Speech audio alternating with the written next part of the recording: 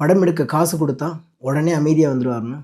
அவர் எடுத்த படம்லாம் அவர் கஷ்டப்பட்டு உழைச்சி வந்த பணத்தில் எடுத்தது.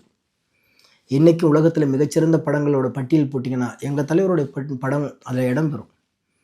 இன்றைக்கி சினிமாவை பற்றியோ கலைகளை பற்றியோ ஆய்வு பண்ணணும்னா எங்கள் தலைவரை தாண்டி தான் போய் ஆகணும்.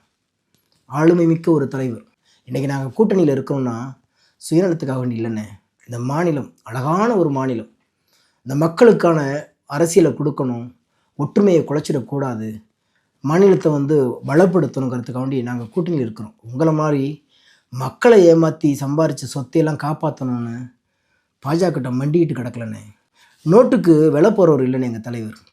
ஏன் உங்கள் அம்மாவே விலை பேசினாங்க இல்லையா? வாங்க முடிஞ்சிச்சா? விஸ்வரூபம். அப்போ கூட சட்டத்தை நாடி போய் தான் ஜெயிச்சு வந்தார். அவரை பற்றிலாம் பேசாதீங்கண்ணே. அதுக்கெல்லாம் ஒரு தகுதி வேணும். அதுவும் கால்களை பார்த்தே பம்மி நகர்ந்து நகர்ந்து அரசியல் பண்ணி பழக்கப்பட்டவங்களுக்கு ஆகாயத்தை அண்ணாந்து பார்க்கறதுக்கு நேரம் இல்லை. எங்கள் தலைவர் ஆகாயம் மாதிரி. இப்பயும் சொல்கிறேன், உங்கள் கேட்டகரியில் எங்கள் தலைவர் வரமாட்டார். நிறைய அரசியல்வாதிகள் தமிழ்நாட்டில் இருக்காங்க. அவங்க கூட சடுகுடு விளையாடுங்க.